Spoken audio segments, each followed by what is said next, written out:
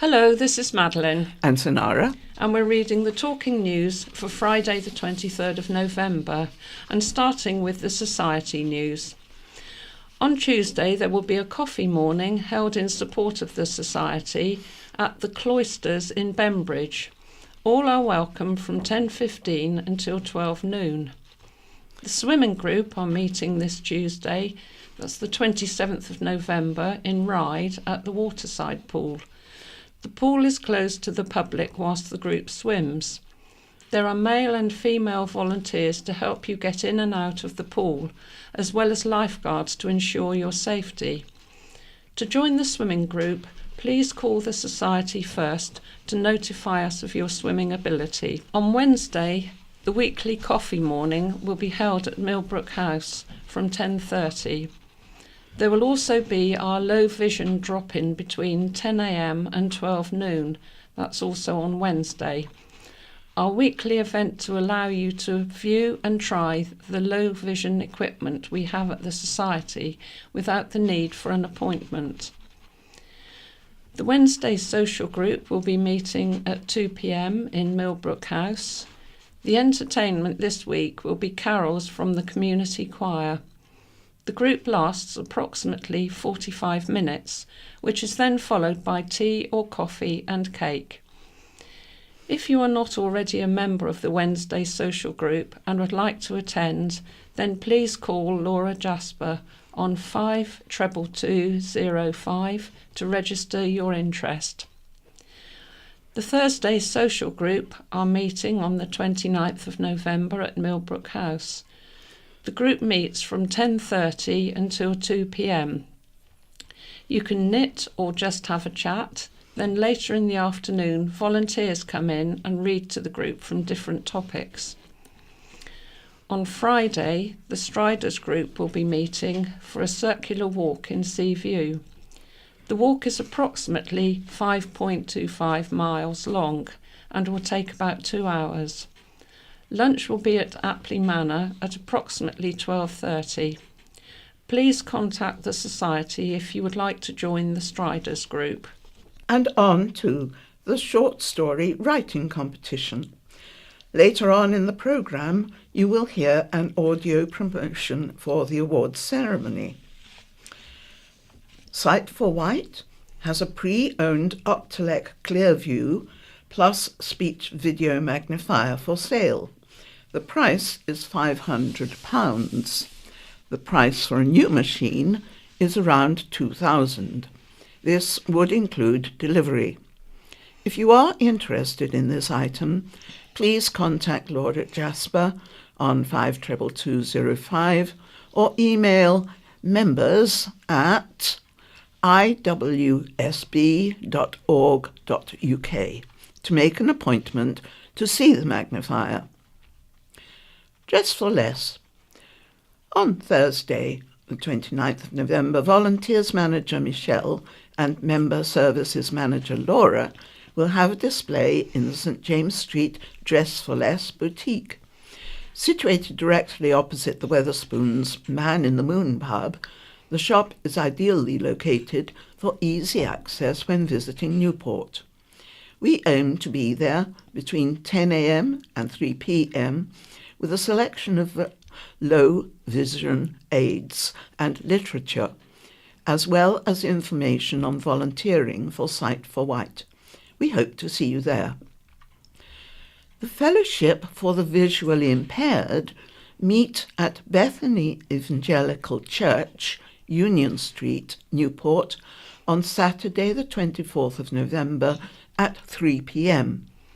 The speaker this month is Mr. Steve Stubbings. Activities include hymns, quiz, story reading, and short Christian message followed by tea. A collection is taken from which donations are made to the Torch Trust for the Blind. Hymn books and scripture in large print and braille are available. For further details, please contact Mrs. Jackie Moore on 520797. And now for the scaffolding news. Scaffolding news. A list of known footway obstructions for works, including scaffolding, hoarding, also details of skips, cranes and cherry pickers. We are unable to include end dates as many are extended on a week-by-week basis. Cows and East Cows, current scaffolds. 93 High Street Cows, scaffold up within hoarding. Cows Library, Beckford Road Cows. Brunswick Court, Medina Road Cows. 104 High Street Cows. Island Sailing Centre, 70 High Street Cows. Flat 19, Buckler's View, Worsley Road, Gurnard. Current hoardings at 93 High Street Cows. Current skips, 13 Oakfield Road, East Cows. Grassed area, 12 Princess Close, East Cows. Newport area, current scaffolds, 10 St James's Street, Newport. Cancer Research Shop, 116 High Street, Newport. The EE Shop, 122 High Street, Newport. Cash Recycle Shop, 140 High Street, Newport. 2 Bedford Road, Newport, has a road closure. Monsoon, Blue Door, St James's Square, Newport. Chantry House, 30 Pyle Street, Newport. And there is a new scaffold up at 39 Key Street, Newport. New skips, there's one at 38 Highfield Road, Newport, and the building materials outside EE Shop 122 High Street, Newport. In Ryde, Bembridge and Seaview, the current scaffolds are Boots 170 High Street Ryde, Hills Court High Street Ryde, 105 High Street Ryde, the Castle Inn 164 High Street Ryde, My Dentist 10 to 11 Cross Street Ryde, Pierview Court, St Thomas's Street Ryde, Seaview Pharmacy, Pier Road, Seaview. Current skips are at 32 Foreland Road, Bembridge, Woodlands, Ryde Road, Seaview, Carita, Staney Road, Seaview, 21 to 23 St Michael's Avenue in Ryde. There are building materials and hoarding at the car park in Brooks Road, Bembridge. In Sandown and Shanklin, the current scaffolds, Premier Inn 1 to 9 Esplanade, Sandown, the Toymaster 103 High Street, Sandown, Sandown Library 119 High Street, Sandown, Sandringham Hotel, Esplanade, Sandown, Turkish Delight 12B High Street, Sandown, Wilmer, Dorkin and Vermaipa Cottages, Church Street in Newchurch. Current hoardings are at Premier Inn 1 to 9 Esplanade, Sandown, and the junction of St Boniface Road, Arthur's Hill, Shanklin. And in the Ventnor area, current scaffolds, corner of Trinity Road and Madeira Road, Ventnor, 1 Boniface Road and into Trinity Road, Ventnor, new scaffold, Jobson's Farm, Newport Road, Knighton, current cherry picker, Kingsview, Church Street, Ventnor, and current skips at Seascape, St Catherine's Road, Ventnor, Mead Cottage, Newport Road, Knighton. This week's In Touch. A gap in support. In 2012, Simon Rockman set up a simple-to-use mobile phone service aimed at the older visually impaired person.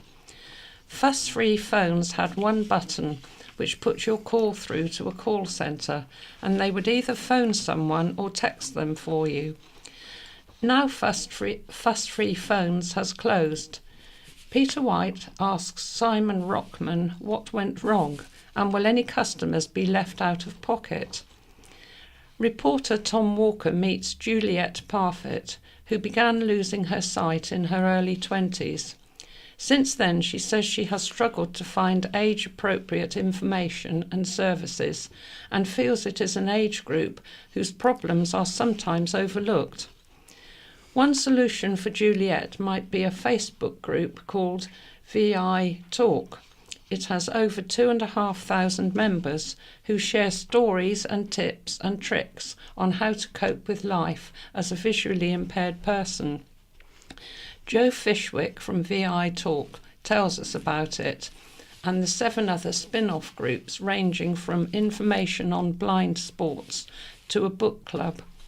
The presenter is Peter Wight and the producer is Lee Kumatat. And now on to the county press headlines. There are 2. The first one, what a balls up. And the second one, visit Isle of Wight proud and the theft case deferred. And I'll go on to the first, what a balls up. The multi-million-pound East Cowes regeneration project has been plunged into crisis after its Hong Kong backer pulled out of the scheme. One marine business owner said it was delusional to think the idea would ever work, branding the project an utter balls up that had caused huge stress and uncertainty. Wight Shipyard Chief Executive Peter Morton said he had offered to buy the site after Hong Kong developer Victoria Quay Estate Limited, VQEL, pulled out, but Homes England had not responded. I've got 130 people here and we're not moving. If they put locks on, we'll chop them off, said Mr. Morton. If I have to go to jail, so be it. If they try to move me, there'll be a riot. Heralded as a new dawn for the town, the plan to transform Ventura Quays into Victoria Quay, a waterfront development boasting a 400-berth marina, plus plush townhouses, an hotel, bars and manicured public gardens, now lies in tatters. But VQEL, which was chosen to develop the site by the Home and Communities Agency, HCA, now Homes England, has claimed it cannot reach a commercial agreement with Cowes Harbour Commission, CHC. It has also blamed difficult market conditions. Homes England said it would appoint advisors and consult with stakeholders with a view to drawing up a new strategy in line with its regeneration aims. The Isle of Wight Council said the withdrawal opened up a new opportunity to find the best regeneration plan for the site. It said it would work alongside Isle of Wight Bob Seeley, our Isle of Wight MP, Mr. Bob Seeley, Cowes Harbour Commission, CHC, Wight Shipyard and Homes England. But the chief executive of Wight Shipyard, one of the companies due to be relocated from the site following its regeneration, branded the scheme a complete waste of time and taxpayers' money. Mr. Morton said, these delusional people at Homes England and the Isle of Wight Council have these ridiculous ideas. They find foreign investors, companies without any track record or credibility, and it's all smoke and mirrors. This has caused 3 years of chaos and uncertainty for the island's marine sector, and now it's all fallen apart. And it continues with concerns raised for some time. Mr. Morton said he understood Homes England and its predecessors, the HCA and CEDA, had spent £21 million buying and reclaiming the land and on the planning process. He said, that's taxpayers' money, How much time, money and pain has gone into this? CHC's contribution included developing the harbour infrastructure, but Harbour Master Captain Stuart McIntosh said VQEL wanted to impose timescales and financial penalties that it simply could not agree to. One condition included, in the event of any delay, CHC repaying the £2.86 million, VQEL was due to contribute to the infrastructure works, said Captain McIntosh. We have raised concerns for some time. VQEL could not deliver the project. There has not been any activity at the site, and since planning permission was granted, marine market demands have changed significantly. A Homes England spokesperson said, "We are working with the Isle of Wight Council to consider alternative options." Planning permission has been granted for a separate red funnel scheme to build a new terminal, marshalling yard and car park. The Isle of Wight Council also allocated almost £1.1 million to buy the Kingston site to relocate the Venture Quays to £16 million public-private sector development funding package has yet to emerge.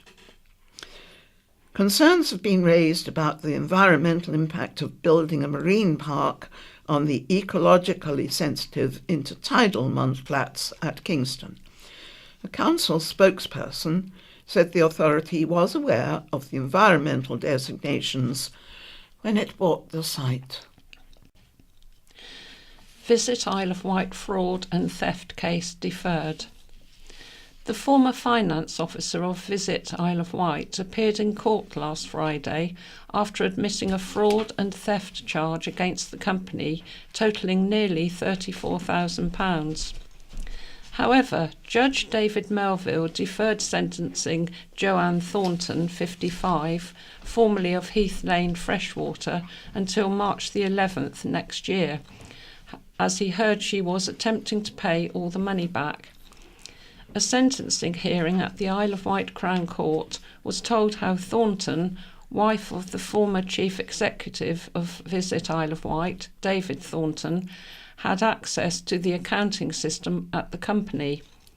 However, it became clear when the newly appointed managing director of the company, Will Miles, took over in March this year and ordered an audit that all was not well, said Adam Norris, prosecuting. Mr. Norris said, "She went off sick and it was clear to the new managing director she was extremely anxious about something." The court heard there was a forensic examination of the accounts, and it was discovered Thornton had been transferring money from Visit Isle of Wight into her own bank account. Cash had also been taken. The fraud resulted in around £19,000 being taken between 2013 and 2018. Theft of around £15,000 took place between 2016 and 2018. The court was told Mr. Miles believed significant damage had been done to the company's reputation, as the cash taken was public money. Confronted by police, Thornton admitted what she had done. She had no previous convictions. For Thornton, Barry Arnott said his client had cashed in her pension pot and raised £17,000 to help pay the money back. Thornton and her husband were also in the process of selling their Isle of Wight home and had moved to Sheffield. He said, "She has let a number of people down, including her husband of 12 years, who was chief executive officer of the company. Her indiscretions had been done without any knowledge whatsoever on his part." Speaking after the hearing, Mr. Miles said, "I continue to assure our Wight BID levy payers that all monies received have been used fully and in the correct manner in line with the Wight BID structure and plans. Landlady celebrates 25 years behind the bar. The pub trade has changed a lot in the last quarter of a century, but one thing has remained constant. Susan Wight has been behind the bar at the Highdown Inn. A party will be held tomorrow, Saturday, to celebrate her 25 years as landlady at the popular Totland pub, and all are welcome to come along. That's the actual date we took over the pub, said Susan, who was born and bred in the West Wight and lives above the pub, also a bed and breakfast. It's not always been easy, like when our chef left right before the August bank holiday, but I love it. If you're going to run a pub properly, it has to be your home as well. When you know the place and the people, when you recognise everyone in the street, it really helps. Susan used to run a riding stables across the road from the Highdown and had always liked the pub, leased from Red Oak Taverns. It was always crowded. There would be people singing around the piano, she said. When we took it over, it was dead, but I knew we could bring it back and it would be busy again. Pubs are different these days. People come for the food instead of the beer. They want to have a nice meal and a couple of drinks, bring the children and the dog.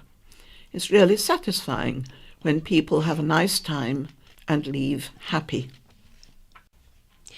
Eagle has landed into storm with Isle of Wight farmers. Farmers on the Isle of Wight have raised concerns about the proposed introduction of white-tailed sea eagles to the Isle of Wight, which they say could attack livestock. The white-tailed sea eagle is one of the largest birds of prey on the planet, with a wingspan of up to 8 feet. They were once widespread across Britain, but were wiped out as a result of persecution in 1918. Now there are proposals to reintroduce the birds to the island. The large birds of prey were introduced to Scotland in the mid-1970s and settled on Mull, where they have been said to kill healthy lambs during breeding season. Matt Legg, county chairman of the National Farmers Union on the Isle of Wight, said, "These birds will lift 2 kilograms or 3 kilogram lambs, no problem, and will attack others on the ground. Although they are sea eagles, they only fish on flat water, and if it is cold, the fish will swim lower, and that is when the eagles will go inland to forage, which is when it becomes a problem for livestock and wildlife. The team behind the project need to provide a lot more reassurance than they have so far. They haven't been able to explain how problems will be handled if there is a bird attacking livestock. There is very little you can do once they are here because they are a protected species, so you can't cull them if they become a problem." A meeting hosted by the NFU in conjunction with the Eagles project team saw attendees vote unanimously against the idea of introducing the apex predators to the island. A spokesperson for the project team at the Roy Dennis Wildlife Foundation and Forestry Commission said, "The eagles will mainly feed on the plentiful fish and water birds around the coast of the island, as well as scavenging carrion. We do not consider lambs to be at risk, especially given the careful husbandry and protection they receive in lowland England. We believe if the project was to go ahead, there would be many far-reaching benefits for the Isle of Wight, and that, in time, the island would become very proud of its eagles." Police swoop on cars breaking the law. Police and DVLA officers seized 44 vehicles during a 2-day operation on the Isle of Wight, targeting a range of road traffic offences. In a joint operation with the DVLA on November 15th and 16th, officers from the roads policing, neighbourhood policing and commercial vehicle unit teams assisted the DVLA to target unlicensed, uninsured and untaxed vehicles. A police spokesperson said 26 untaxed vehicles were seized by the DVLA. 14 of those vehicles have now been taxed. 9 vehicles were issued with penalty notices by the DVLA. 6 of those have now been taxed.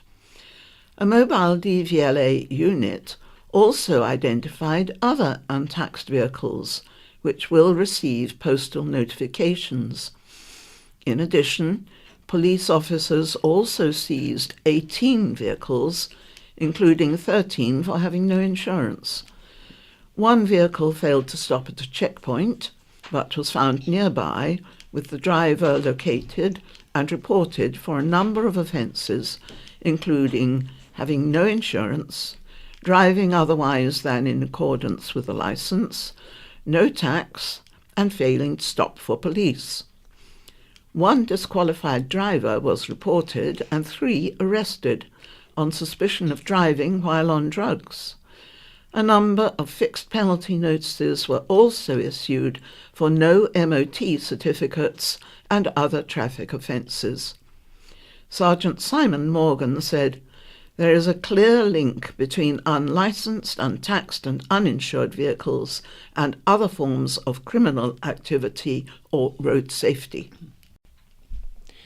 Retirement homes plan. A former care home in Freshwater could be rebuilt to provide 75 care units and create 25 jobs. The now demolished Green Meadows care home was closed after the developer identified significant refurbishment work would be required to upgrade it. Plans for the site include a communal garden, vehicle and pedestrian access, parking and landscaping works. Community facilities will be available on the ground floor of the 4-storey building, including a salon, a social space, a dining area and multi-use room. Service areas will also include a care office, staff office, kitchen and laundry room. The plans state the development will provide the community involvement associated with a traditional care home, however, will also allow residents to maintain their independence within the privacy of their own accommodation. The plans have been submitted to the Isle of Wight Council on behalf of Morgan Ashley Care Developments. Plans were submitted and approved in 2015 for the construction of 60 retirement living units by Methodist homes. However, the new proposal seeks consent for a greater number of units. Southern Housing considered the first scheme to have too many 2-bedroom units, and this view was supported by the funder Homes England. Although the number of units has increased, the plans say the footprint of the building would be smaller. The number of bedrooms has been reduced from 112 to 106. 20 cycle spaces are also proposed. Residents have until December the 12th to comment. Woman carried to safety on surfboard. Rather than wait 2 hours for an ambulance, a surfer who broke her ankle at Compton Beach was carried to safety on a surfboard.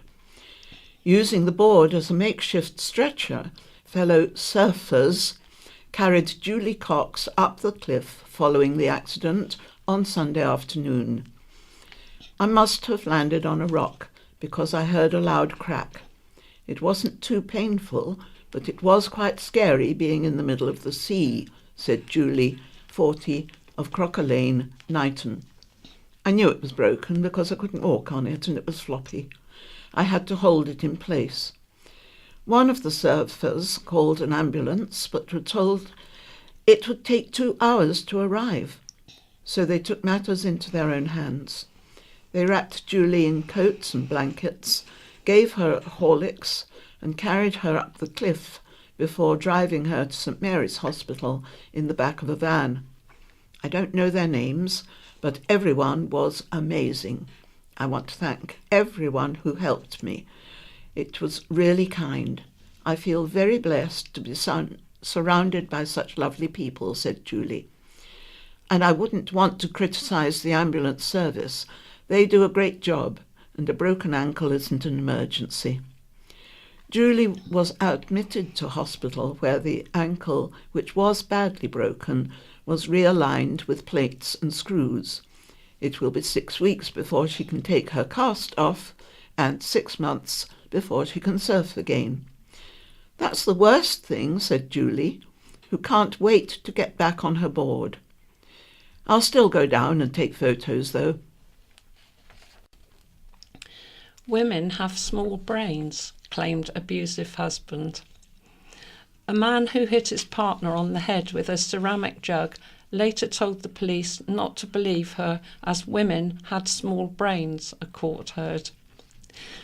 Mohammed Saima Marwan Sainan, 40, of Melbourne Street, Newport, was ordered by magistrates to complete work with the probation service on domestic abuse and his attitude towards women after admitting the assault on October the 9th this year. At a hearing at the Isle of Wight Magistrates Court on Monday, the bench was told the couple were Syrian refugees who had moved to the Isle of Wight 18 months ago. Sainan's partner had called police after the couple had a row. When they arrived, she told them Sainan had struck her head with the jug. He had also put his hand over her mouth to prevent her from screaming. Her face had been left swollen and appeared bruised, and there were also marks on her arms, said Anne Smout, prosecuting. Sainan told police a woman had moved into the couple's house a few months previously after having difficulties with her own husband. Prior to arriving, Sainan's partner did not realise she could call the police if she had a problem with her husband. Since then, every time they argued, she threatened to call the police, he told officers. He said he suffered from bipolar disorder, and during the argument, his wife had been provoking him. She had blocked a door, and when he tried to move her out of the way, she bit his finger, causing such pain he struck her on the head to get her off. He had also poured water over her to keep her quiet. When asked by his partner would lie about being struck with a jug, he replied, "Because women have small brains." For Sainan, Oscar Vincent said his client and partner had come to the UK in May 2017 as refugees escaping the Syrian conflict. He said, "This is a family that lost everything, their home, their livelihoods, and contact with extended family." A letter from Sainan's partner, who did not support the prosecution, said the couple constantly heard bad things about the death and destruction in Syria. Sainan had a history of mental illness, and during his police interview had wanted to go home and beg for forgiveness, added Mr. Vincent. Sainan was sentenced to a 12-month community order, fined £80 and told to pay a surcharge of £85 and £35 costs. End of the road for umbrella tree. The future of the umbrella tree at East Cowes looks increasingly bleak after it was revealed it would cost around £35,000 to save it. A meeting of East Cowes Town Council last Thursday heard that the cash was needed to pay for a support frame. The Town Council has also been unable to get insurance for the tree, the meeting was told. As previously reported, an independent report commissioned by the council stated that the tree could last another 25 years if remedial work was done to prop it up. Speaking after the meeting, East Cowes councillor Carl Love said, "It really does seem there is very little that can be done unless an 11th hour funding campaign can raise sufficient funding to save the tree and satisfy any insurance requirements. The tree has looked splendid this summer and great love has been shown to it. The fact is, we are out of time. The tree was planted more than 100 years ago by Queen Victoria's road manager, along with an identical tree which was planted in Cowes. The Cowes tree on Prince's Green was felled after it became diseased, and the East Cowes tree was also under threat because it suffers from a fungal infection. The infection was identified in a report commissioned by the island's highways PFI contractor, Island Roads. However, residents questioned the validity of the report, and town councillors commissioned a further independent survey to see once and for all if the tree could be saved. A petition to save the tree attracted 1,277 signatures, with a further 852 people signing the petition online. Dame Judy Dench and wildlife campaigner Chris Packham also called for the tree to be saved. Factory worker Luke set to face Rocket Ronnie. Part-time factory worker Luke Simmons is looking forward to the challenge of taking on defending champion Ronnie O'Sullivan in the first round of snooker's Betway UK Championship in York next week. Amateur cueman Luke, 38, of Castle Road, Newport, has been drawn in the first round against six-time UK Championship king O'Sullivan in the tournament, which runs from Tuesday to December the 9th at the York Barbican. Luke has never been ranked higher than 94th in the world, but won enough matches at Q School this year to earn a place in the certain ranking events. Hopefully I'll have a couple of days practice next week before I head up to York, said former world amateur champion Luke. The financial side is difficult because if you are not winning matches, then you can't cover your expenses. It's exciting to be drawn against Ronnie because I have never played him before, and it will be my biggest match in terms of the profile of the occasion. I admire Ronnie because along with John Higgins and Mark Williams, they are able to play snooker in an optimum state of mind. They are totally at ease with themselves, enjoying the game with no concerns about prize money or expenses. I would love to be able to do the same, but the hardest thing is to get to that point.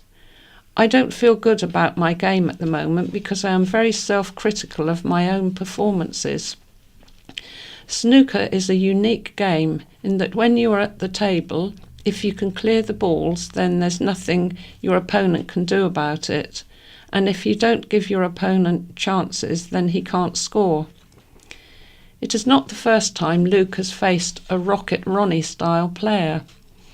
Back when he was 14, he played another legend of the snooker world, Alex Hurricane Higgins, at the exhibition event in Gunville. The former Kitbridge Middle and Cowes High School pupil has worked as an agency worker for 8 years, building carbon fibre body parts for cars. He practices snooker whenever he can to prepare for tournaments. Luke first picked up a snooker cue when he was 11. His mum and dad were keen pool players, and he received a miniature snooker table as a Christmas present. Luke says his partner, Lainey Taylor, 32, and daughters Jessie, 13, Lucy, 8, and 10-month-old Rosie will be watching his encounter with the Rocket. He joked, "My tactic, try not to miss." Other top stars battling for the £170,000 top prize include Mark Selby, John Higgins and Mark Williams. The match will take place on Thursday at 2:30 p.m. Isle of Wight firefighters boycott exercise. Fire crews across the island boycotted a training exercise in a show of solidarity with the 7 firefighters who have had their temporary contracts terminated. Just one crew from Newport attended Exercise Apollo in East Cowes on Saturday, alongside one crew from Hampshire, originally drafted in to provide cover for island crews while they completed the exercise. An island firefighter who asked to remain anonymous said whole-time and retained crew members marked themselves as unavailable throughout the duration of the exercise. He said, "We have a phone-in system for retained members where you can mark yourselves as available or unavailable. Retained crew members began making themselves available again in the afternoon after the exercise was over." He added, "The whole-time crews, which were available, were asked on Thursday if they would come and provide cover, and we all refused, due to the fact they had just terminated 7 contracts of our friends and colleagues." He said, as crews from Hampshire were standing by, it was safe for island crews to mark themselves unavailable. The firefighter also said in excess of 10 crew members had failed new fitness tests, with at least one resigning in protest. He said, "As a whole-time crew, workforce morale is at an all-time low. We were initially told there would be no major changes to any shift systems or a reduction in workforce in the near future. It gives us very little faith in our management. We've just been lied to as well." Howard Watts, the island's senior officer, said, "The exercise was still a very useful test of our response to a major multi-agency incident. We maintained a safe level of fire cover across the island while it took place." Last week, it was reported 7 firefighters had been told they would not be kept on with the service beyond the end of the year. Speaking last week, Mr. Watts said this was always the plan. The firefighters on temporary contracts can return to their on-call retained firefighter duties. Parking nets council £10 million. The Isle of Wight Council made more than £10 million profit from parking charges in the last 3 years.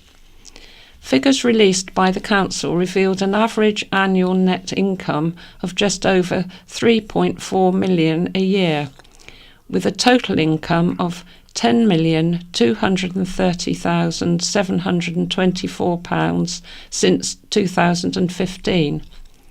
Currently, 65% of all parking income is generated in Newport, equating to £6.6 million in charges.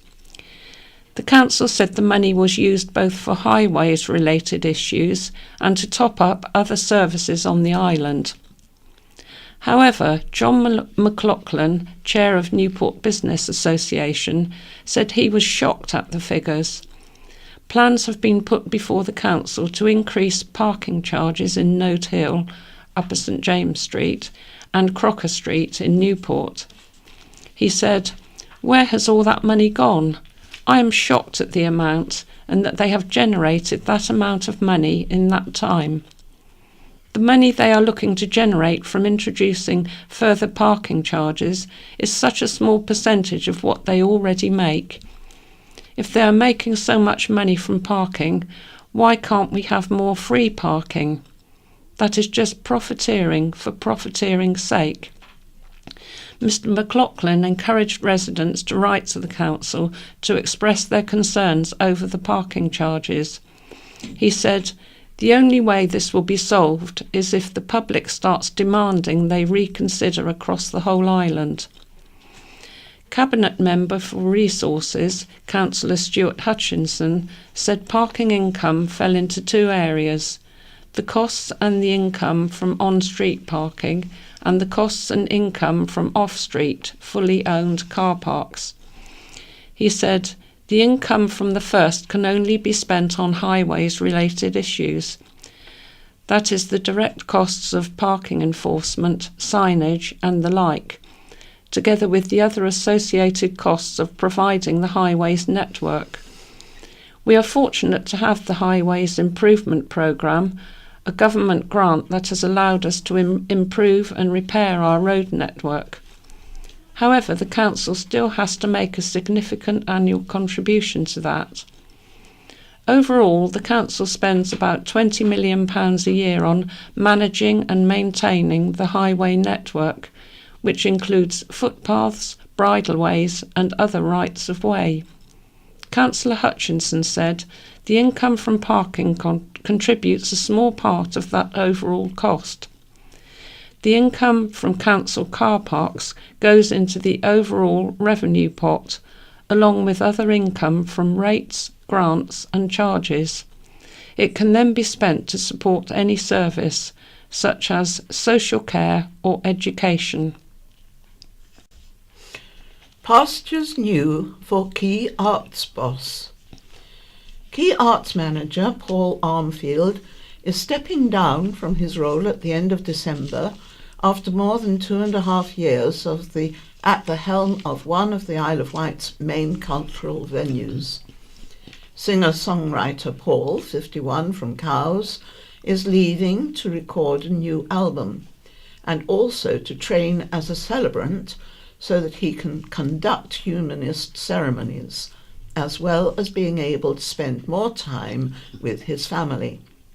He said, "This is not a job you can do by halves. It's all-encompassing. I have other things to do, such as my music. I am in the middle of another album. I had ambition at Key Arts, all of which I have achieved.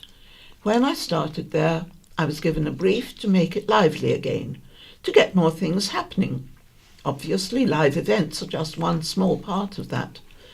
My greatest achievement, which I have enjoyed most, is when there are several things going on there all at once."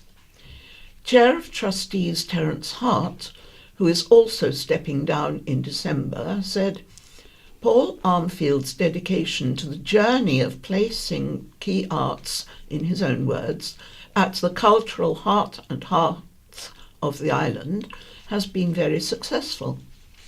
I would like publicly to thank him for his work and passion for the Key over the past 2.5 years. He will be a very hard act to follow, and the trustees are currently working with the senior team to make the transition as seamless as possible. On behalf of the trustees, I wish Paul continued success in all his endeavours." Paul added, "Stepping down, I feel a mixture of emotions, but most of all, I am proud to have been a part of the history of this incredibly important and inspiring place. It's been an exhilarating and enervating period of my life, challenging and all-consuming, but enjoyable and thoroughly worthwhile. However, I've other ambitions I'd like to pursue, and now feel like the right time to disengage the tug and hand it back over. As a team, we have achieved so much, thrown open the doors to an increasingly wide and diverse range of arts and activities." And that's all we have time for, so it's goodbye from Madeline. And goodbye from Sonara. Good morning, everyone. This is County Press with Barry reading it with. And Dan assisting. And the first item is a letter from Councillor Michael Lilly of Ryde. Further to the letters by Councillor Claire Mosdell and Diana Conyers about the decision to cease the funding of the local area coordinators, LACS, I am writing in response. It is not a question of not making the decision lightly, as stated by Councillor Mosdale, but whether a decision was made correctly based on all the evidence and data in regard to ceasing the funding of the LACS. The Scrutiny Committee on November the 6th made an observation on discrepancies within the Cabinet members' report. The decision by the Cabinet to not heed Scrutiny's recommendations has resulted in a call-in on the Cabinet's decision, which at time of writing is within process. This call-in is based on evidence the Cabinet is making. Its decision to cease funding LACS was not presented with transparent information to make an objective decision, had no evidence of adequate consultation with stakeholders. The decision appeared contrary to policy and not in accordance with the approved budget. Overall, the perception provided to Scrutiny and Cabinet by the Cabinet Member for Adult Social Care and Public Health, Councillor Mosdale, implied that there was inadequate evidence that showed the viability of the LAC programme and that there was greater priority for funding for other statutory public health services.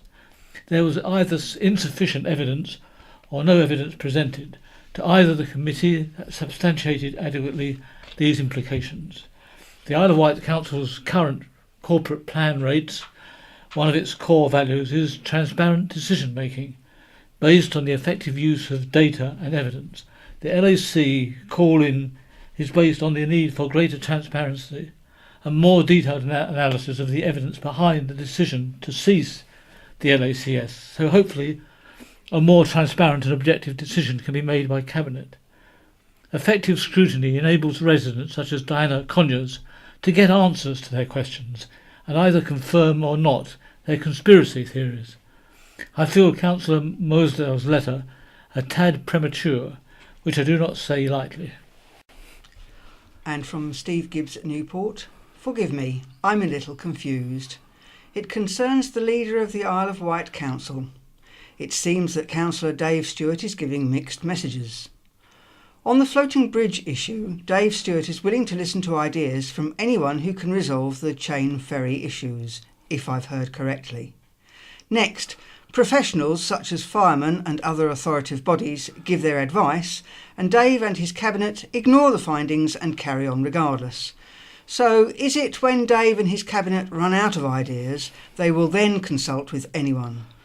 Question is, has he another agenda for some items? Or is someone else pulling the strings from somewhere else? It's all very strange, and I'm one very confused taxpayer. Now another letter from John Sprake of Wootton Bridge. Who are we funding? Regarding Councillor Mosdale's comment that no other council in the country provides non-means tested funding to transfer NHS patients, is she aware no other council spends millions on a floating bridge that doesn't always manage to cross the River Medina? Is she also aware of any other council in the country whose residents have to use public and private transport, ferry or hovercraft, in a single trip to access life-saving medical treatment and finance the cost themselves? I believe ferries in Scotland are subsidised. She has a choice of whether to reclaim her travelling expenses on council business. Does she deny herself that choice? Obviously not, as she claimed £1,533 expenses in 2017/18 for travelling to meetings, etc. Yet she is happy to deny the same choice to island residents attending life-saving treatment on the mainland. We are not talking about those people fortunate enough to be able to finance their own travel costs, but those unfortunate people who exist just above the benefit level and live in an area of high transport costs, not only off the island but on the island as well, high council tax and a low wage economy. To bring the matter into perspective, members' allowances in 2017/18 for attending meetings such was £461.127, yet the cost of assisted travel for life-saving cancer treatment is now £60,000. Would Councillor Mosdale like to ask the taxpayers on the island which budget they would like to cut? From J. Gibbons, Ryde. Rebecca Roncoroni asks, why don't people exercise their voting rights? And should it be made compulsory? This is from the County Press Weekender 9/11/18. I would answer they do, and in effect it is. I have campaigned for many years for returning officers to include in the announced voting figures the number voting against all those standing, i.e. the number of could-be voters who have been clearly unconvinced by the standing candidates. They have exercised their franchise and made their opinions plain by staying away from the voting booths as clearly as, or more so than, those who put their cross. MPs hate the thought of these figures being publicised, as they know they will be reminded forever that twice as many, or 10 times as many, people voted against them as voted for them. As to why the people are so jaundiced against the candidates, I would suggest that voters are fed up to the back teeth with the political system. Even those standing as independents in recent times have been seen to ally themselves with one group or another of the party groups and vote accordingly. What we want is MPs and councillors who will use their own judgment on the issues and not just vote as someone else tells them to. Such people are saying, in effect, I will sell my vote against my own judgment on this matter if you will do the same on that other matter. And we have a letter here from Alan Davis of Brightstone. Festivities blurred. A recent article commented upon a bonfire party held on the island that people turned up in their best Halloween outfits and there were prizes for the best fancy dresses. No mention of a Guy Fawkes guise or the tradition of burning with these effigies. Why this odd combination is beyond my comprehension. What has the historical event of Guy Fawkes and the Gunpowder Plot to do with the marking of the 3-day observance of All Hallowtide, the time in the year liturgical dedicated to remembering the dead, including saints, hallows, martyrs, and all the faithful departed? Absolutely nothing. TV adverts recently have Kevin the oldie carrot driving the Coca-Cola holidays are coming lorry. I remember the Coca-Cola advert from my childhood. In more recent years, online retailer Very would have us believe they meet Christmas wishes and not, as we all know, who actually does, Father Christmas. I still have memories of making an effigy of Guy Fawkes for bonfire night on November the 5th, on Christmas Eve, hoping I had been good enough over the past 12 months, over-excitedly going to bed that night until sleep overtook me, for Father Christmas to visit and leave me a present in my stocking, which was hung at the bottom of my bed. Waiting eagerly until I could eat one more of the chocolate eggs the Easter Bunny had left for me on Easter Monday. I am saddened that today's children and youths are brought up with such a mishmashed merger over these seasonal events, and by a generation who should still know what these seasonal events actually do mean. I do not understand nor appreciate it when these events, so-called, are merged into one night. Next, future generations will have it that St. Valentine, or worse still, the Easter Bunny, brings us Christmas presents, and that Guy Fawkes will come forth and haunt us on Halloween. From A. Anderson Ventnor. I have just read the reply from Mrs. Helen Parker of Porchfield, County Press Letters 09/11/18, to my letter of November the 2nd. It is patently obvious that, not having understood a word of it, she has just put her very puzzling interpretation of its contents. Well, Mrs. Parker, let me put it as simply as I can. I am the kind of person who wakes up in the morning and takes time to have breakfast. I don't hate a fellow human being for being different. Did I write that? Where did hatred come from? I repeat, our beautiful island is quiet, peaceful, and life is lived at a slow, relaxed pace. The very qualities that attract tourists and those who settle here. I am bewildered by people such as Mrs. Joachim, who are irritated by these traits. So, at the risk of once again offending your sensibilities, Mrs. Parker, I say to them, relocate to a bustling city and please leave. Now we come to looking back 100 years ago, November the 23rd, 1918. The Ryde mayor and mayoress entertained the dependents of those serving in the war and the widows and children of those who had died.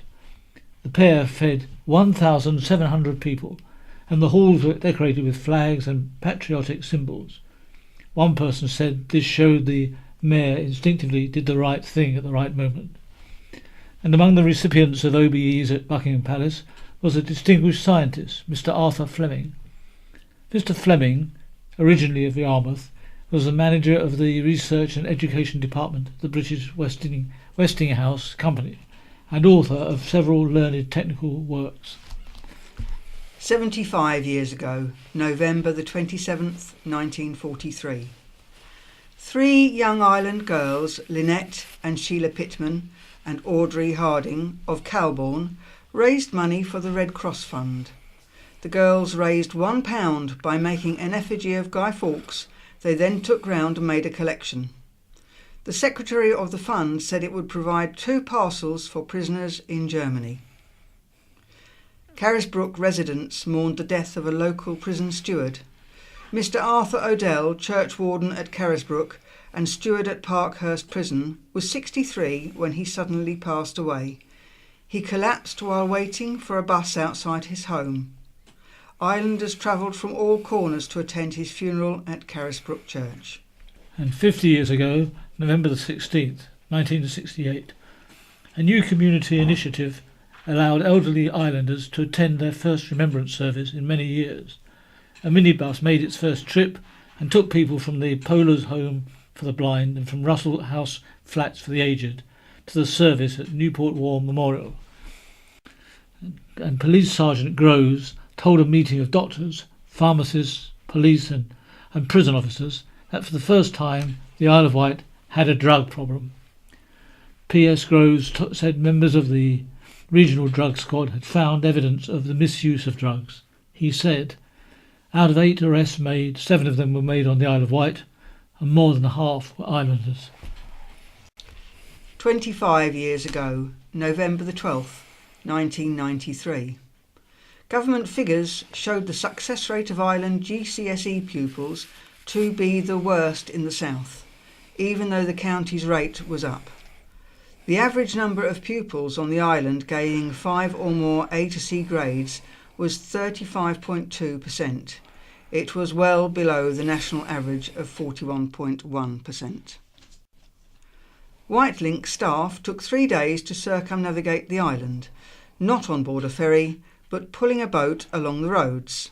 A team of 9 staff pulled a half-ton boat from Fishbourne on a 60-mile circular route around the Isle of Wight to raise money for children in need.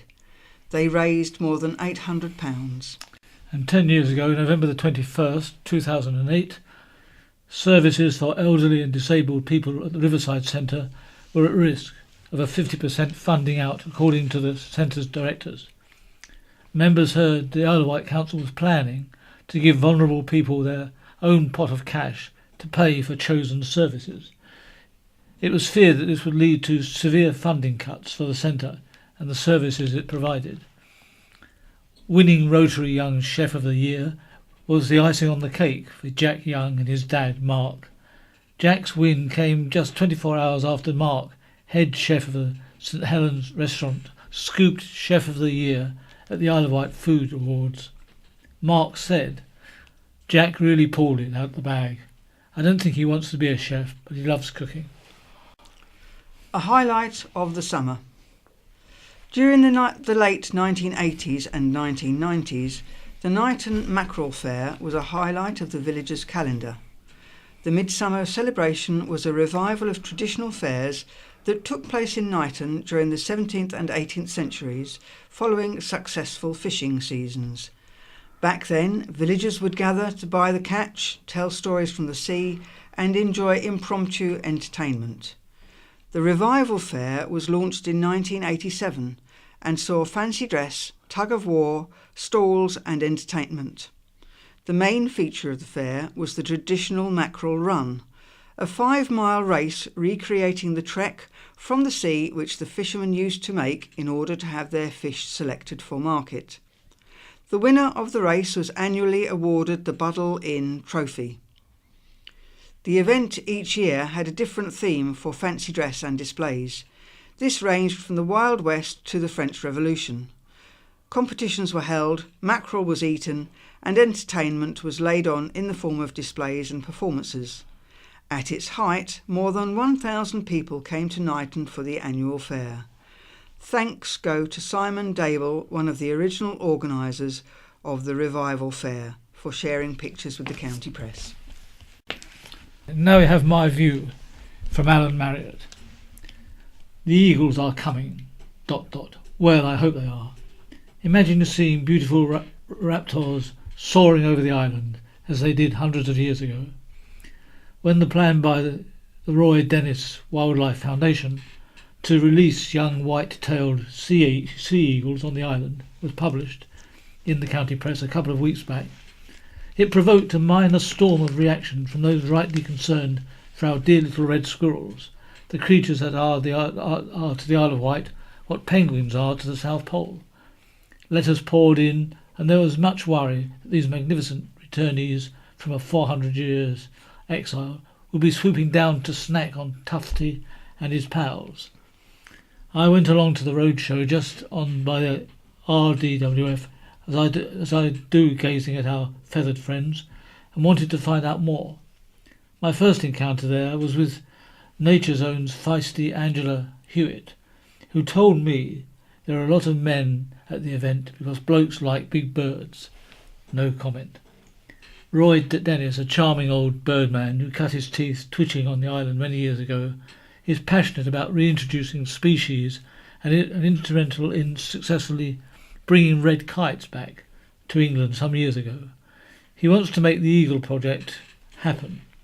It was great to meet a man who has devoted his life to such wonderful quests, but it was one of his team members, Tim Mackerel, who turned to for answers to the difficult squirrel question and other facts about the eagles. Firstly, he rebutted the idea they will be taking squirrels. In Scotland, where there are around 150 of these eagles and a healthy population of red squirrels, the cameras on the nests have never yet seen an eagle with a tufty treat for lunch. I also believe that the eagles will stay around the Isle of Wight coastal margins, so the woodland will remain a safe haven for the rusty-coloured mammals. The plan is to get a licence to release 6 to 8 of the eagles and let them take their chances. It could be they will stay and make themselves at home, or they could disappear to their mainland if they fancy better nightlife and Premier League football. But hopefully they will stay, as they did when reintroduced in Holland. The RDWF says the eagles should have a positive effect on tourism, as the Scottish Isle of Mull benefits to the tune of £5 million a year from eagle spotters. So all seems tickety-boo, except word is reaching me that the farming community is less than chuffed at the idea. After enduring a summer where some of the worst dog attacks on record have decimated flocks of sheep, they understandably feel the last thing they need now is another apex predator eyeing up lambs. Tim from RDWF was fairly dismissive, saying only sick or dying lambs would be on the birds' radars, but farmers say the Dutch sheep flocks have been hit by eagle attacks. It's a really difficult call because as farmers diversify into things such as a holiday letting, they may be able to benefit from a tourism boost, but a threat to their flocks will have to be taken very seriously. I feel a fight coming on. And Jonathan Young's view, Ferry's catalogue of cock-ups. Credit where it's due. Bob Seeley has done us a service in cataloguing the Ferry firm's atrocious recent run of breakdowns, cock-ups and other assorted mishaps. In the space of 9 weeks, some when the weather was by and large benign, services were disrupted dozens of times, in many cases wholly avoidably. There were exceptions. A particular puzzle was why a man overboard incident was listed on the tally as though Whitelink could have behaved differently. Likewise, the crowded Cowes Harbour is certainly a challenge, and we landlubbers shouldn't be passing judgment on things such as collisions in fog, which may have complex causes. But most of the delays were down to the ubiquitous technical or mechanical issues, and taking the ship's biscuit was the October 12th shambles, which saw one of Whitelink's fleet marooned in Gun Wharf because someone had forgotten to give it annual survey done. The people of Portsmouth were given a taste of what we have to put up with drivers stuck in gridlocked traffic for an eternity, regardless of whether they were trying to catch a ferry or not.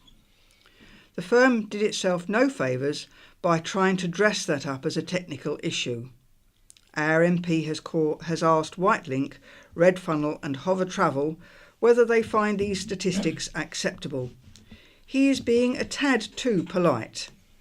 They may be acceptable in the world of bottom-line company economics, but to Bob's constituents, the long-suffering travelling public, they simply illustrate what happens when a vital part of the economy lacks the investment or regulation needed to bring resilience to their operation, and when the government, Bob's government, sets its face against doing anything about it. On the very day the research was published, Hover Travel provided a timely illustration of how bad things have become. Its peak hours service is to be cut to half because it isn't able or willing to keep a sufficient number of craft serviceable to fill the schedule. Commuters face being left high and dry, and not in the way hovercraft inventor Christopher Cockerell intended.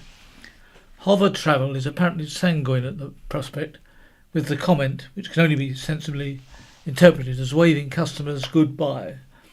Bringing reliability to the timetable by cutting services is no substitute for investment of the sort we have a right to expect from the fares we pay.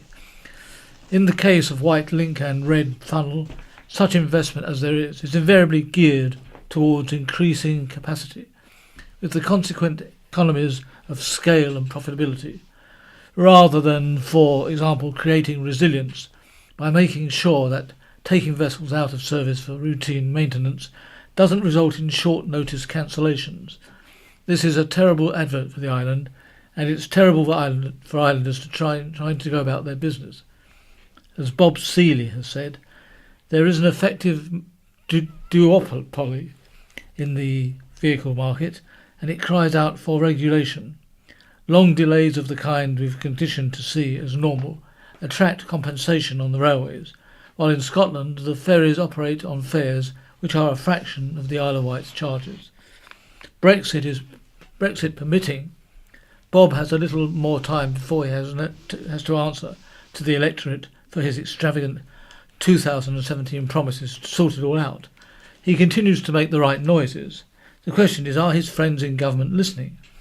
I remain to be convinced. Now, what's on this week? The Alzheimer Cafe takes place on Wednesday at 2 p.m. at Shanklin United Reformed Church, Sandown. This is a free informal meeting place for people living with dementia, their families, friends, carers and those with an interest in dementia.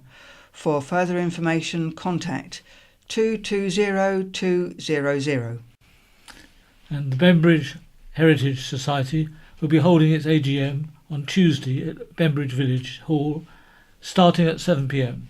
There will be a film show by Melvin Dennett on the history of the Bembridge lifeboats from 1867 to the present time. There is a tabletop sale in aid of Christchurch Totland Bay Mission Fund, and it will be held at Totland Church Hall, the Broadway, tomorrow, Saturday, between 9:30am and noon. Free entry and free tea and coffee. Tables £3, no charge to charities. And a Christmas concert. A festive concert will be held at the Salvation Army Hall, Newport, to raise money for people in need of this Christmas. The Christmas Reflections concert takes place at the Pyle Street Hall on Thursday, December the 13th at 7 p.m. Entry is free. Donations will go towards helping those in need over the festive season. Gospel Hall, Landguard Road, Shanklin, holds a free coffee morning on Wednesday at 10:30 a.m. And feeling lonely or bored, just need to get out? Or do you help look after your husband, wife, parent, friend or neighbour? Then go with or without them to enjoy organised activities, soup and roll, fun and friendship at Time Out Cafe on the 4th Wednesday of every month from 1 p.m. to 3:30 p.m. at St John's Church Hall, High Park Road, Ryde. The next meeting is on Wednesday. Sandown and District Historical Association meets on Wednesday at 7:30 p.m. to 9 p.m. Mark Earp will speak on Queen Victoria on the Isle of Wight, the unexpected and the expected. It will be held in the Methodist Church, York Road. And an information point drop-in takes place for the Citizens Advice Isle of Wight and Aspire Ride information point at Dover Street Ryde between 10 a.m. and 12:30 p.m. every Wednesday. And the Over 60s group meets at the Lord Louis Library, Newport, on Monday and every other Monday from 10:30 a.m. and every other Monday to noon for a cup of tea and chat. Action on hearing loss will be at East Cowes Medical Centre between 10 a.m. and 11:30 a.m. on Monday. No appointment is necessary. And also Northwood Parish Church is hosting the Vectis Brass Band for a Christmas concert on Thursday at 7:30 p.m. Free entry, refreshments and a retiring collection. The Ventnor and District Local History Society will meet next Friday, November the 30th at 7:30 p.m. in the Masonic Hall, Grove Road. The speaker will be Mark Earp on curiosities on the Isle of Wight. No fact, fiction or fantasy. And Village of Angels returns. The village of St Helens will once again play host to angels of all shapes and sizes as part of its annual Village of Angels art project. We are hoping to have more this time, both to bring the local community together in decorating the village in unique ways and to enable us to raise money for our valued local school. A map of the angels in the village will be created, so anyone wishing to create an angel should contact Sarah, Village of Angels at gmail.com by tomorrow, Saturday. The Village of Angels will be launched on December the 1st at 5:30 p.m. at the Vine Inn in St Helens, which will include the Village of Angels prize draw, for which tickets are now on sale at various locations in St Helens. An indoor market is held each Friday at Freshwater Memorial Hall, 8:30 a.m. to noon. Refreshments are available. The Really Useful Cafe meets at West Wight Sports and Community Centre each Thursday from 10 a.m. to noon. Make new friends over a cuppa and enjoy fun activities. This week is Memories. Action on hearing loss will be at the John Cleverton Centre, Mountbatten, Horbury Lane, Newport between 10 a.m. and 11:30 a.m. on Tuesday for their pop-up drop-in. Come along for batteries, cleaning and retubing of NHS hearing aids. Free hearing checks, sensory equipment, demonstrations and advice. No appointment is necessary. For more information, call 529 533. A free coffee and chat morning is held on Thursday in the Garden Room at All Saints Church, Gurnard, from 10:30 a.m. to noon. An illuminated display takes place at the Angel Festival at St John's Church, Newport, next Friday, November the 30th, from 5 p.m. to 8 p.m. The following day, the Christmas fair takes place at the church hall from 10 a.m. to 2 p.m.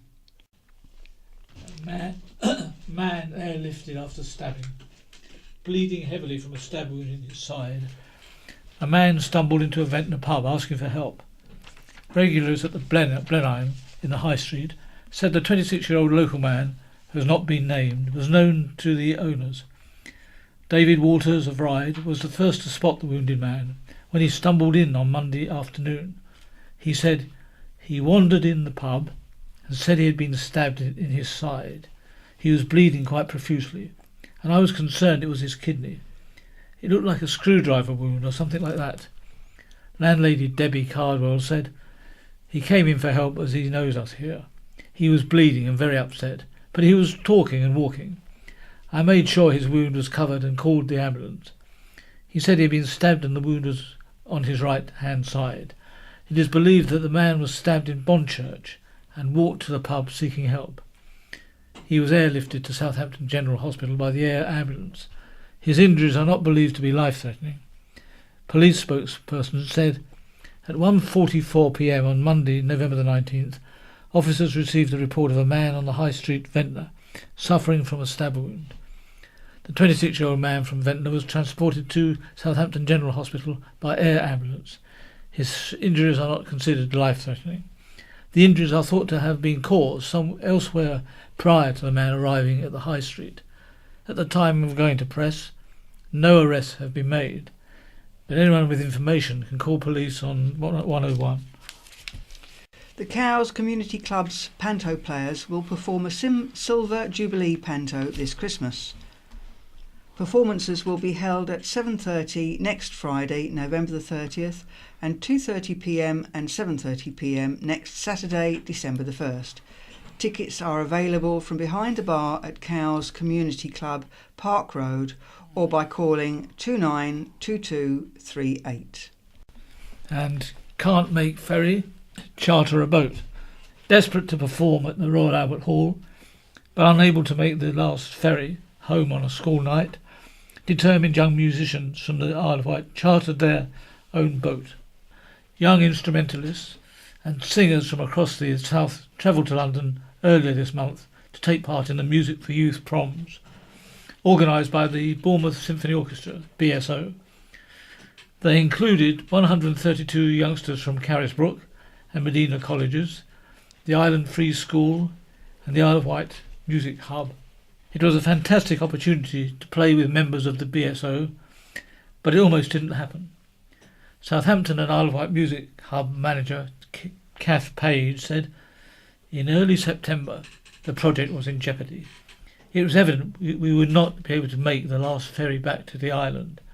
Red Funnel was looking into putting on a private red jet for us, but in the end we decided to charter our own boat from Solent and White Line Cruises. We are so grateful to both companies for ensuring our safe passage both on the day of the concert and to a mass rehearsal 2 days earlier. They really did make the whole project possible for children on the Isle of Wight, and we can't thank them enough. The memories of performing on a world-class stage will last a lifetime, and the project has touched not only the pupils taking part, but their schools and the wider community." The Pepperpot Players will perform their first panto this Christmas. Better known for comedy plays and period dramas, the theatre troupe has chosen a festive favourite, Robin Hood and His Very Merry Men. The panto will be held at Knighton Village Hall next weekend. Performances will be held at 7:30 p.m. next Friday, November the 30th, 2:30 p.m. and 7:30 p.m. next Saturday, December the 1st, and 2:30 p.m. next Sunday, December the 2nd. Tickets are available from Knighton Post Office or by calling 730019. And Shanklin Theatre are showing Friday the 30th of November, Michael starring Ben, and December the 1st is Talent Best of the Eagles. Sunday the 2nd is Spotlight Show. Monday the 3rd is the Russian State Ballet and Opera presenting The Nutcracker. And Wednesday the 5th is Tom Allen Absolutely. Phone 01983 8680000 for information and tickets. And now wishing you all a pleasant weekend. It's cheerio from Barry for now, and goodbye from Den. This is Kate Weston from Wave 105, wishing you the very best of luck with the story writing competition. Huxley Magic, the award-winning Isle of Wight magician. I'm very proud to announce that I will be performing at the award ceremony on the 17th of December down at the Riverside Centre. And it's all themed over the magic of Christmas, which is my forte. Hi, I'm Kate Lacey, and I'm the musical director for my wonderful choir, Melodic. We are delighted to be taking part in the awards ceremony for Sight for Wight. We would love to see you there. Please come along and support us and this wonderful charity. Doors open from 6:30 p.m, with the ceremony starting at 7. Find out whether your story has been recorded by Kate Weston, Melvin Hayes, Edana Minghella or Joe Brand. For more information, visit our website iwsb.org.uk or call 522205. This is the BBC.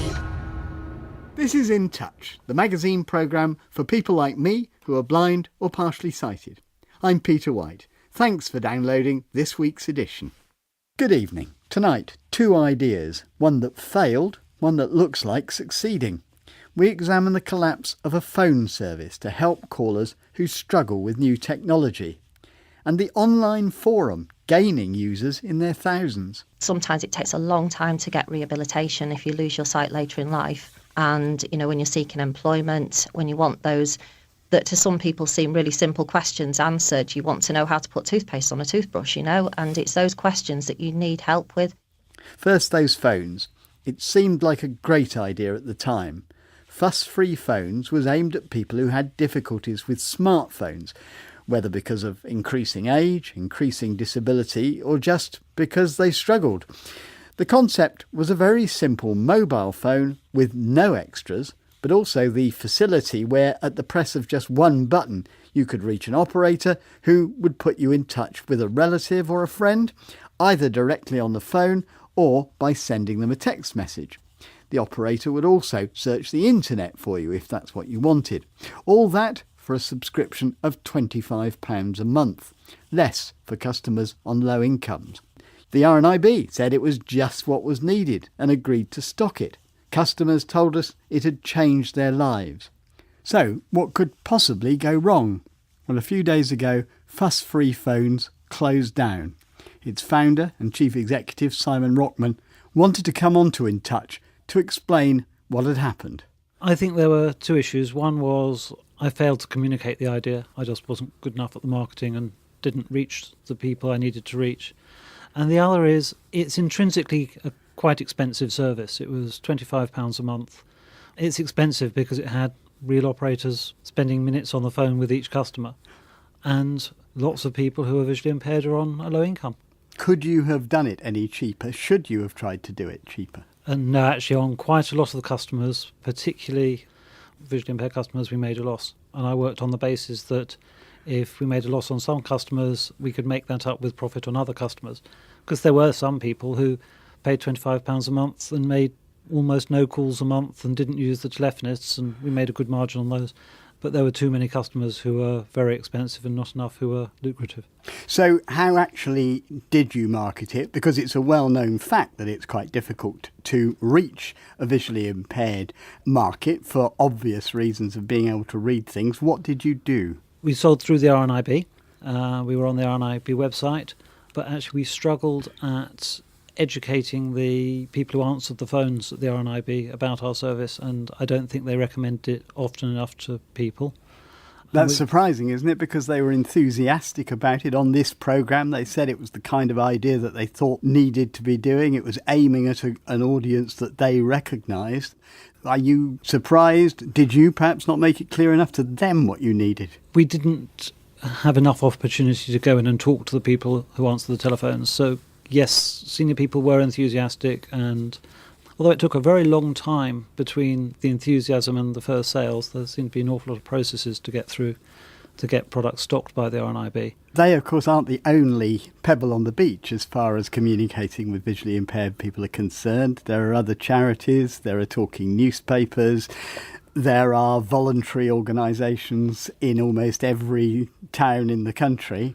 Did you use them? Yes, we did. And one of them, Lincoln and Lindsay, was fantastic. But yes, there are more than 2,000 organisations, and we struggled with communicating with quite so many organisations. And yet, the demand does seem to be there. Sharon Warden wrote to us saying, my 86-year-old mother is registered blind, having lost her sight, and is an older person through macular degeneration. My sister and I live a long way from her, and when we came across fuss-free mobiles, it was a godsend, as it was such an easy, genuinely fuss-free service. She says, my mother greatly appreciated being able to maintain a shred of independence via making her own phone calls and talking to the operators who could look things up on the internet.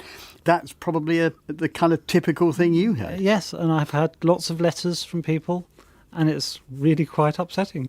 What about you personally? You obviously put a lot into this. Have you lost money on it? Oh, I remortgaged my house. I put many tens of thousands of pounds into it, and for the vast majority of the 6 or 7 years I worked on it, I didn't take a salary. I think I took a salary for about 5 months. Have any of your customers lost money over this, in the sense of having paid for a service that they haven't got? Most people will have lost a portion of a month. So the vast majority of people were on £25 a month, billed every month. Very few people were on a long-term contract. And we switched off in the middle of the month, and so depending on when their billing date was, they might have lost anything between a day and a month. And did people have any kind of warning that you may be in a position where you shortly have to close? No, because right up to the last minute I had somebody who was prepared to take the customers. There were two major hurdles. One was to do with porting numbers, and one was to do with moving payment accounts. And they both looked like really difficult problems, and I found solutions to both of them. And then on the Thursday he said, even though you've solved the two problems, I don't want to do it, it all looks far too hard. But that's why there was so little notice, because I thought right up to the last minute I was going to be able to save it. And just to explain the figures a little bit, you, when we first talked, you only had 200 customers. You said at the time you thought this had the potential for 20,000 customers in 2018. How many customers did you actually end up with? 560. That is fairly spectacularly getting the potential wrong, isn't it? I'm not sure I did. I think there might still be the potential of the tens of thousands, and I just got the marketing wrong. Simon Rockman. Well, the RNIB told us that they're sorry to hear that Fuss Free Phones has closed down, and they say customers who bought a phone from the RNIB are being contacted. But for Juliet Parfitt, it's not sending communication, but receiving it that's bothering her. She feels that while statutory and charitable services are focused on the problems of youth and age, people in between tend to be forgotten or ignored. Until her 20s, Juliet's glaucoma hadn't caused her too many problems. She couldn't drive, but she had managed perfectly well in mainstream school and at university. She was working as a guide at Kensington Palace when her sight began to get worse, and she had to give up work. She's been telling our reporter Tom Walker about the problems she's had getting the information she needs. I noticed my vision was getting very, very blurry, and I went and got it looked at the hospital, and essentially it turns out my cornea was failing. So I find I can't read off of paper anymore, and it might be a little bit harder for me to go places that I'm not familiar with. It's a lot harder in the dark and things like that. But you're now looking for employment? Yeah, so I've been looking for a little while, and I've been finding it a little bit tricky, sort of knowing what to do and working out what I'm comfortable with and things like that. What help have you had? I approached the Royal Society for Blind Children, who have a sort of employability thing they do for slightly older people, sort of aged 18 to 25, and they've been helping me with sort of where to look for applications, what might be a good fit.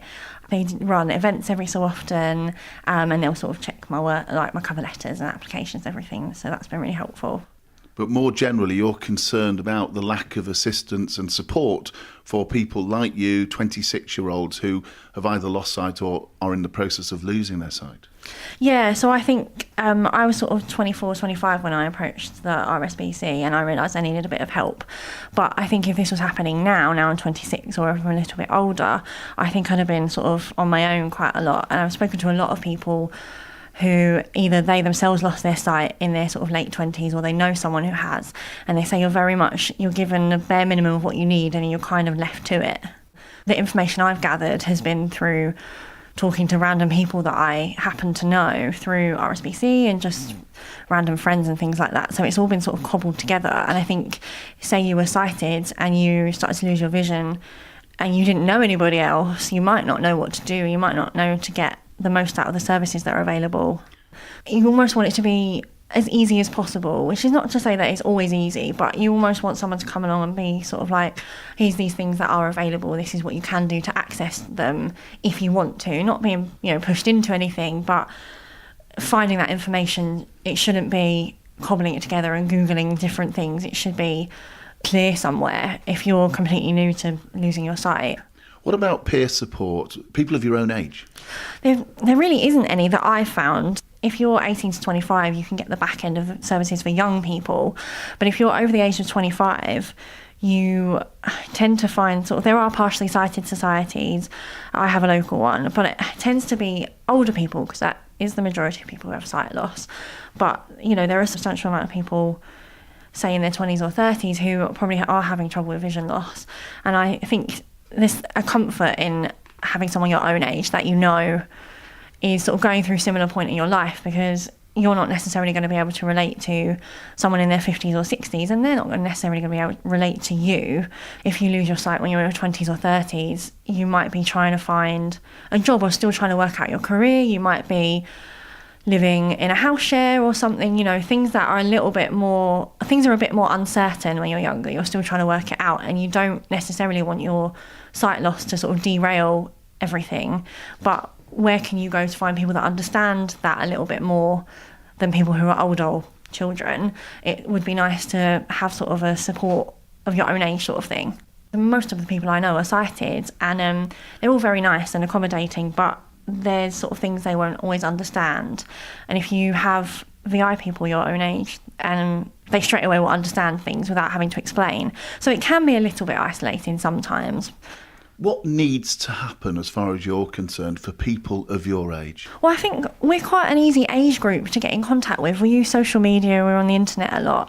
It would just be nice if there was some sort of support group set up that we could promote it quite easily via the internet and on social media.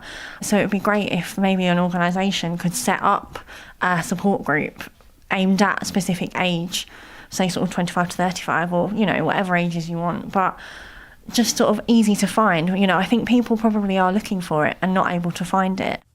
That was Juliet Parfitt talking with our reporter Tom Walker. So it sounds as though Juliet is getting some of the support she needs now through contact with the charity, but it's peer support and the sharing of ideas and resources that she feels is harder to come by. And as with much of today's information and swapping of ideas, it happens online. One group on social media might be going some way to filling that gap. VI Talk is a Facebook group set up to facilitate the exchange of tips and tricks to cope with the business of getting on in life if you're visually impaired. It started as a podcast, a kind of magazine programme not unlike this one, and when it moved online, the numbers have grown. Now there are 7 spin-off groups on topics such as sport, arts and crafts, and there's even a book club. Jo Fishwick is one of its founders and she joins us from our Exeter studio. You listened to Juliet's interview there, so is what she says reflected in what people are talking about in your group? I mean, her sense was particularly people in their 20s and 30s not finding it always easy to get the information they need. Yeah, very much so. I think the sense is that sometimes it takes a long time to get rehabilitation if you lose your sight later in life. And, when you're seeking employment, when you want those that to some people seem really simple questions answered, you want to know how to put toothpaste on a toothbrush, and it's those questions that you need help with.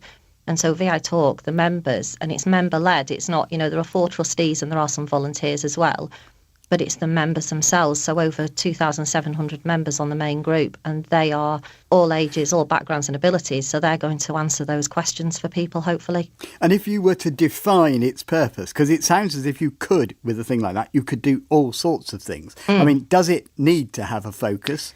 If so, what is it? Or does it kind of spill all over the place? It does have a focus. I mean, the tagline for VI Talk, which you would see on all of our logos and you would hear at the beginning of our podcast, is sharing ideas, information and support. And that's what it's all about. I mean, we've just started doing link days as well, where we get together at a location and visually impaired people get together and we throw in a free buffet lunch and refreshments and we get speakers in, but also lots of time for people to chat amongst themselves and gain that support from each other. And who better to cheer you on when you've got your first paid job or you've achieved something than other people who know what you're experiencing. So just to return to someone like Juliet, one of the things she said was she found it hard to find people of her own age who are visually impaired to kind of talk to. Now, I mean, would you be able to give her the kind of advice she needs, some of which, of course, is about jobs, some of which was more general? Yeah, I think if she joined the Facebook group, she would find that support. If we encourage people to come on the group, the main group, and introduce themselves, you know, say a little bit about their situation if they feel comfortable with that. And then people are, you know, very generous and lovely, really. They offer that support, welcome. And we do messenger chats once a month as well. We've talked about sight loss just recently, just before that word in December, Christmas. We're having just a general chat because Christmas can be a lonely time for a lot of people. So we do lots of different things like that as well. What do you see as the future of VI Talk? I mean, do you think this kind of thing could replace the advisory role of charities, given how many visually impaired people with different experiences you've got on your books? There'll always be a need for something offline as well, but we're trying to do that with the link days and things like that. We are probably one of the biggest peer support groups, certainly online, and I think it works really well, thank goodness. But that's down to, you know, everybody who contributes to that. It's not down to the trustees per se, it's down to everybody, you know. And personally for you, I mean, how much work is it? Because you have a job, I think. So how much time does this take up? Quite a lot, I have to say. I have a very understanding family. One of the things we tend to say as visually impaired people is, you know, we're somebody first and visually impaired second. I just wonder what it's like being so heavily involved in something which focuses entirely on your own disability and which you've essentially got access to 24 hours a day. Yeah, it can become all consuming, and I think you do have to get that balance. So occasionally you do have to step away and just do something completely different. And I think that's really important because it's the person first before the disability. Your disability doesn't define you. It's part of who you are because it'll be part of your experiences and how you've done things. But it certainly isn't, for me, it's not me. I'm not Joe the blind person. I'm Joe, but I just happen to be blind. But do you ever just think, I'm going to turn this thing off? I'm not looking at it any time over the weekend? No, don't do that. Can't do that really, because if I do that, it can get a bit feisty on some of the groups sometimes. So one of us needs to be there. And as well as safeguarding, what about vetting? I mean, is it kind of a rule that do you check about people's visual impairment? Are they genuinely visually impaired? They're not just kind of, you know, eavesdropping? Yes. So can you explain what you do? OK, so to join any of the Facebook groups now, you have to answer 3 questions. So you have to say whether you are visually impaired or work in the field, or whether you're supporting a family member or friend who's visually impaired. You have to say how you heard about VI Talk. And you also have to let us know what your interest is in joining the group. Now, if we see a profile, obviously, that looks completely ridiculous, then we won't let them in, or we'll drop someone a message and just say, you know, can you give us a bit of further information? We have been known to turn people down. We turned, sorry to say this, but a journalist down because they were just wanted to come in the group and they were just being nosy, really. And I just said, well, that's not appropriate. If you've got any questions, feel free to ask me, but you're not coming in the group. Because some people put very personal things on the group. You know, they want to talk about their children's education, how their children are coping, how they're coping as an adult, you know, and some of that can be quite personal. So we are very careful about that. Well, let's hope you now hear from quite a lot of people who say, oh, well, I heard about this on In Touch. That would be nice. Jo Fishwick, thank you very much. You're welcome. And we'd like to hear from people who've joined VI Talk, or perhaps there are other sources of advice and help you'd like to tell us about. We're particularly keen to hear from visually impaired students because we're planning a student special in the near future. You can email us, or whether you're just starting out and want to tell us what's going well and what isn't, or if you're coming to the end of your course, tell us what you wish you'd known when you started. You can call our action line on 0800 044 044 for 24 hours after the programme. You can email In Touch at bbc.co.uk or click on the Contact Us link on our webpage. That's it from me, Peter Wight, producer Lee Kumatat and the team. Goodbye.